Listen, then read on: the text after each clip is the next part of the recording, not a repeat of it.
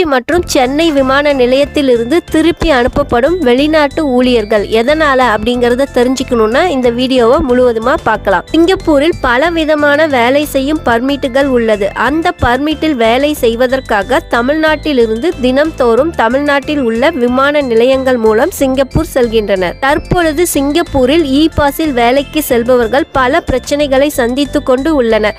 Singapore நிறுவனம் மற்றும் ஏஜென்ட்டுகள் இ பாஸில் மிகவும் அதிகமான சம்பள தொகையை போட்டு மனிதவள அமைச்சகத்திடம் வேலைக்கு அனுமதி பெறுகின்றனர். ஆனால் விசாவில் உள்ள சம்பள தொகையை கொடுப்பதில்லை என்றும் அனுமதி பெறுவதற்காகவே மிகவும் அதிகமான தொகையை விசாவில் போடுவதாகவும் பல புகார்கள் எழுந்த நிலையில் சிங்கப்பூர் செல்லும் பல இ பாஸ் ஊழியர்கள் சிங்கப்பூர் இமிகிரேஷனில் திருப்பி அனுப்பப்பட்டனர்.